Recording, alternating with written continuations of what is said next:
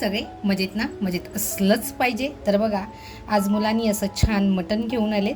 मटणमध्ये बघा जे आवडीचे पीस आहेत ते सगळे आणलेले आहेत. तर हे मटण मी स्वच्छ धुवून घेतलेलं आहे. आता ह्या मटणासाठी आपल्याला जे साहित्य लागणार आहे ते आता आपण बघूया. तर बघा, साहित्य घेतले इकडे, चवीनुसार मीठ घेतलंय, त्याच्यानंतर आपली लसूण पावडर घेतलेली आहे. ही लसूण पावडर मी घरीच बनवली आहे. त्याच्यानंतर काळी मिरी घेतली आहे. काळी मिरीची पावडरसुद्धा बघा मी घरीच बनवलेली आहे आणि ही काळी मिरी आपल्याच बागायतीमधील आहे. त्याच्यानंतर इकडे मी कोथिंबीरच्या अगदी कोवळ्या दांड्या घेतलेल्या आहेत आणि थोडीशी मिरची खरडून घेतलेली आहे. तर बघा, अगोदर आहे ना चवीनुसार मीठ घेतलंय, ते मीठ टाकून घेते. जर आपल्याला पुढे जर असं वाटलं की आपल्याला मिठाची गरज आहे, म्हणजे मीठ कमी पडतंय, तर आपण नंतर टाकू शकतो. त्याच्यानंतर लसूण पावडर घेतली आहे, ती लसूण पावडर टाकून घेते. त्याच्यानंतर काळी मिरीची पावडर केली आहे. ती काळी मिरीची पावडर बघा ही फ्रेश असल्यामुळे आहे ना, तिचा सुगंध आहे ना हा आम्हाला इथे येतोय छानपैकी.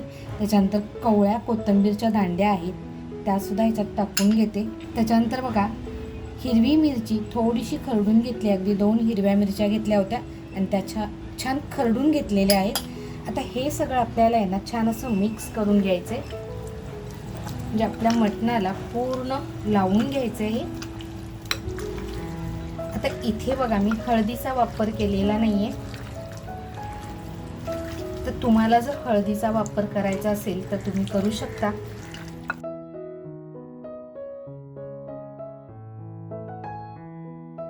तर बघा, फ्रेश काळी मिरी असल्यामुळे आहे ना त्याचा सुगंध हा एक वेगळाच येतोय, इतका सुंदर सुगंध दरवळतोय. आता हे आपलं छान असं मटणाला लावून झालेलं आहे. मग मटण आपल्याला अर्धा ते पाऊण तासासाठी छान असं मुरत ठेवायचंय. A little longer than a few minutes later. तर बघा, मटण मॅरिनेट करायला म्हणजे मुरवायला ठेवून 40 ते 45 मिनिटं झालेली आहेत आणि बघा आपलं मटण मस्त असं मुरलेलं आहे. मटणाला बघा पाणीसुद्धा असं मस्त सुटलेलं आहे. टोप बघा छान तापलाय, थोडंसं तेल टाकते. तर बघा तेल छान तापल्यानंतर आहे ना थोडीशी लसूण फक्त तोडून घेतली आहे. लसूण बघा ठेचून घेतली आणि टाकली आहे. त्याच्यानंतर थोडासा कढीपत्ता टाकते आणि मी बाजूला काढून ठेवलेली चरबी आहे ती तेलात टाकून छान असं फ्राय करून घेऊया. बघा आपलं तेल अगदी खडखड तापलेलं आहे.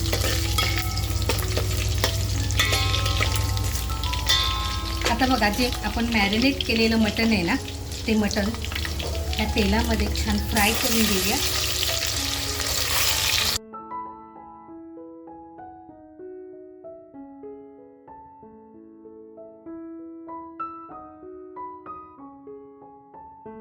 तर बघा गॅसची फ्लेम आपली फुल आहे.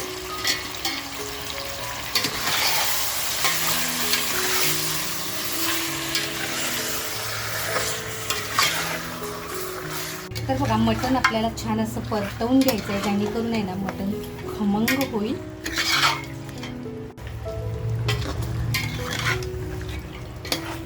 तर बघा मटणाला असं पाणी सुद्धा आता सुटत चाललेलं आहे. गॅसची फ्लेम सुद्धा आपण फुल ठेवलेली आहे. छान असं परतवत राहायचंय.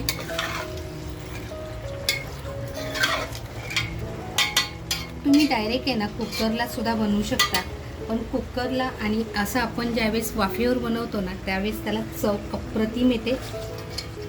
तुम्ही जर अजूनपर्यंत असं ट्राय केलेलं नसेल तर नक्की करून बघा. मित्रांनो, चॅनलवर जर कोण नवीन असाल आणि अजूनपर्यंत सबस्क्राईब करायचं राहून गेलेलं असेल तर नक्की सबस्क्राईब करा. बघा आता मटणाला छान असं पाणी सुटत चाललंय, म्हणजे आपलं मटण आहे ना खमंग फ्राय झालेलं आहे. तर बघा आपली गॅसची फ्लेम फुल आहे आणि आता आपण झाकण ठेवून वरती पाणी ठेवूया, म्हणजे मटणसुद्धा छान शिजेल. मटण बघा आपण मॅरिनेट केलेलं आहे आणि मटण कोवळं असल्यामुळं शिजायला फारसा वेळ लागणार नाही आहे.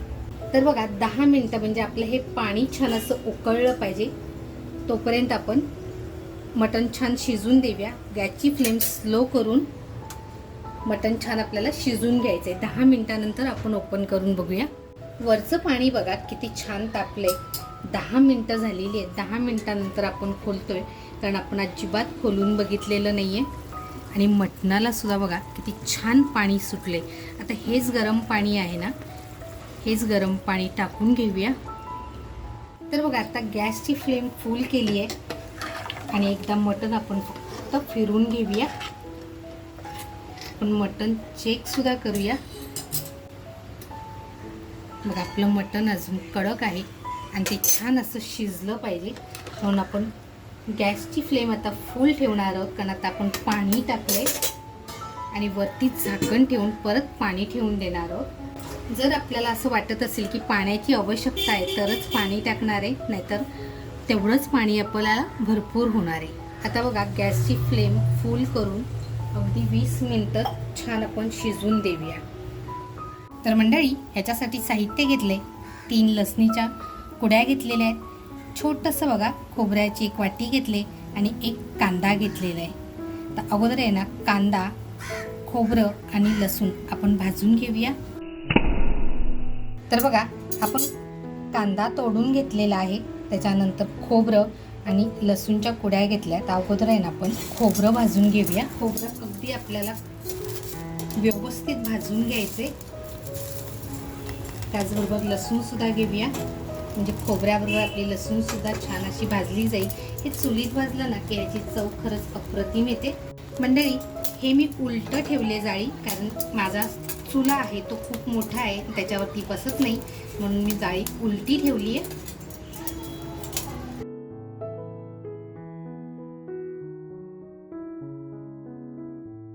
आता आपण कांदा सुद्धा टाकून घेऊया.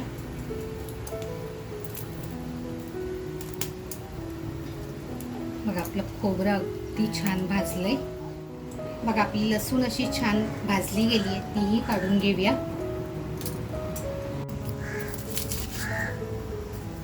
लसूण बघा भाजली गेल्यामुळे पटकन अशी टरफळ सुद्धा निघाली.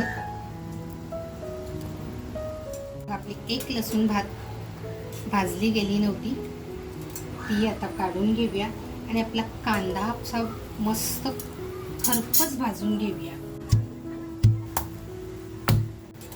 मग आपला खोबरं आणि लसूण भाजून होते ना, तोपर्यंत आपला कांदा सुद्धा असा छान भाजून होईल. खोबरं आणि लसूण बघा आपली बारीक झालेली आहे. आता ह्याच्यामध्ये आपण बाकीचे मसाले काही वापरत नाही आहोत. अगदी बघा गावरान आणि झणझणीत पद्धतीने बनवतीये. खरं सांगायचं ना तर गरम मसाले का वापरत नाही, कारण आपला जो शलाका ऑल हा आपला जो घरगुती मसाला आहे त्याच्यामध्ये सगळे गरम मसाले आहेत, त्याच्यामुळे एक्स्ट्रा मसाला वापरण्याची गरज नाही आहे. फक्त लसूण, खोबरं आणि कांद्याचा वापर करते आणि थोडंसं आलं घेणार आहे. कांदा पण बघा आपला अगदी छान झालेला आहे. त्याचबरोबर बघा आता कांदा आपला होत आला आहे की नाही, तर आता थोडंसं आल्याचा तुकडा आहे तो सुद्धा असा गरम करून घेते, हलकासा अगदी, त्याला आपण करपवणार नाही आहे. बघा आपला आल्याचा तुकडाही झालाय आणि कांदाही झालाय. गॅस बंद करूया आणि अगोदर आहे ना आपण आलं टेचून घेऊया.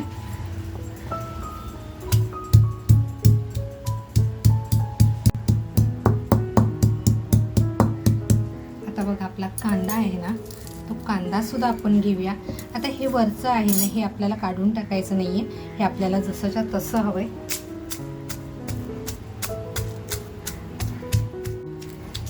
तर बघा आता आपला कांदा सुद्धा टेचून घेऊया आणि मस्त मसाला बारीक करूया.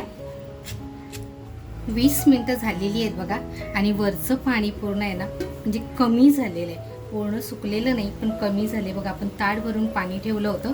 आता आपण खाली मटण शिजले की नाही ते अगोदर बघूया. जोपर्यंत आपला मसाला तयार होतोय बघा, तोपर्यंत आपला मटण सुद्धा छान असं शिजून होईल. मटण आणतानाच कवळं होतं, त्याच्यामुळे बघा मटण छान असं शिजलंय. आता आपण गॅस बंद करूया. तर बघा लहान मुलं, म्हातारी माणसं किंवा तरुणांना सुद्धा अगदी हा सूप दिला तर तो खूप पौष्टिक आहे. आणि खरं म्हणाल ना, ह्या अळणी पाण्यामध्येच सगळा अर्क असतो, त्याच्यामुळे ह्याची टेस्ट आहे ना ती अतिशय रुचकर येते. तर मी थोडंसं माझ्या मुलांना अगोदर देते. तर बघा मुलांसाठी अळणी पाणी काढून घेते. तर बघा आपला मसाला सुद्धा तयार झालेला आहे आणि आपलं मटण सुद्धा छान असं शिजलेलं आहे. तर आता आपण मसाला काढून घेऊया. मसाल्याचा खमंग सुगंध सुटलेला आहे. तर बघा आपला मसाला छान असा झाला आहे. तर बघा मटण जे आहे त्यात आपण काढून घेऊया.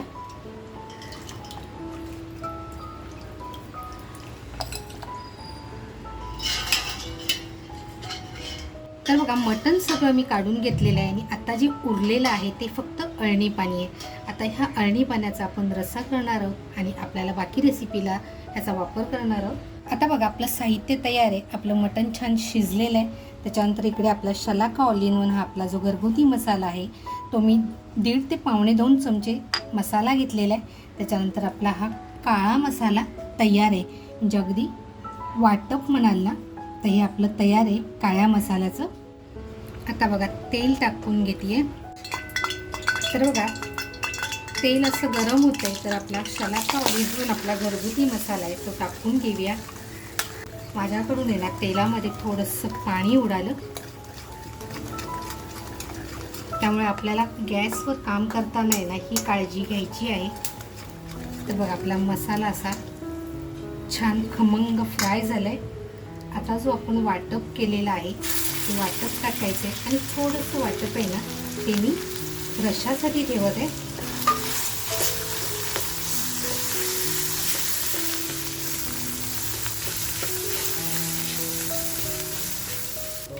मटणामध्ये बघा आपण मीठ टाकलेलं आहे पण आता आपण मसाल्याचा वापर केला आहे त्याच्यामुळे थोडंसं मीठ टाकते कमी पडू नये म्हणून. मसाला बघा आपला अगदी खरपूस भाजला गेला आहे.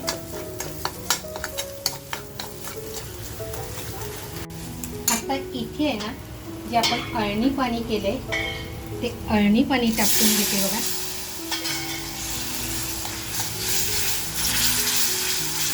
आणि आता आपल्याला हा मसाला छान असा फ्राय करून घ्यायचा आहे.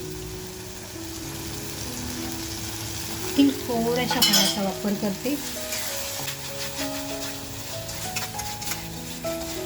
बघा आपला मसाला किती छान फ्राय झालाय. मटण बघा आपलं अगदी परफेक्ट शिजलेलं आहे. तर बघा तेल सुद्धा अगदी आपलं बाजूला झालेलं आहे आणि मसाला खमंग परतला गेलेला आहे. तर आपण हे जे मटण काढून ठेवले ते असं मस्त याच्यामध्ये फ्राय करून घेऊया.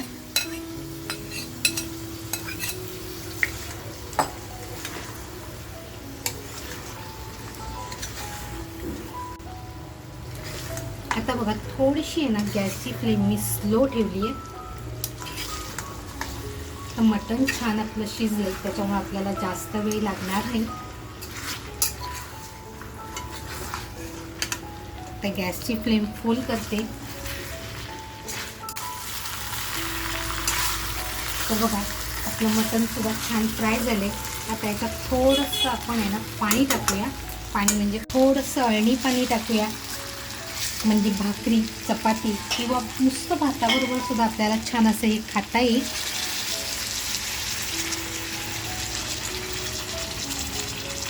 आणि 1-2 मिनटं फक्त आहे ना आपण आता छान फक्त एक कड येऊन देऊया. मित्रांनो बघू शकताय तरी काय एक नंबर आलेली आहे. वरून बघा थोडीशी कोथिंबीर टाकूया.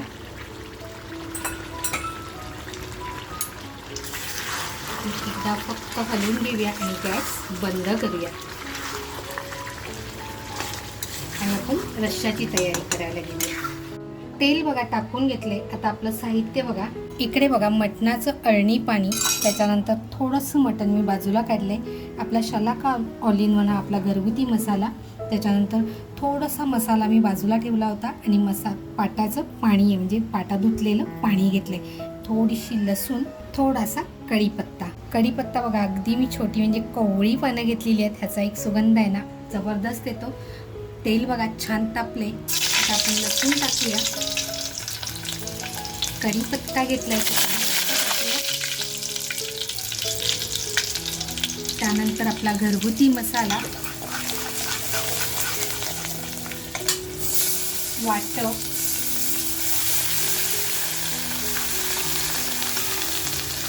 आता बघा जे वाटपचं पाणी आहे म्हणजे पाटा धुतलेलं पाणी ते सुद्धा मी असं अळणी पाण्यामध्येच टाकून घेते.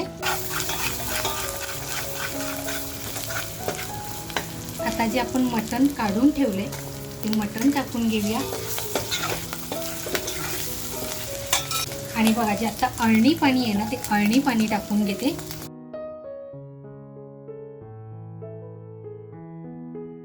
तर बघा आपला रस्सा सुद्धा अगदी छान तयार होते. आपण आता थोडंसं मीठ टाकणार आहोत त्याच्यामध्ये. तर बघा आपण शिजताना मीठ टाकलेलं आहे पण थोडंसं मीठ टाकते कारण नंतर ते अळणी लागू नये आणि आपल्याकडे वरून मीठ घेत नाही म्हणून मी अगोदरच मीठ टाकले. आणि आता आपला रस्सा छान आपण उकळून देऊया. रस्सा सुद्धा आपला छान उकळलाय. वरून कोथिंबीर टाकूया आणि गॅस बंद करूया. तर बघा झाकण खोलून बघूया. आहा, रश्शाचा कलर सुद्धा बघू शकता तुम्ही. तर बघा सुक्कं काळं मटण सुद्धा तुम्ही बघू शकताय. कलर सुद्धा बघा किती अप्रतिम आलेला आहे. मटण काढून घेऊया.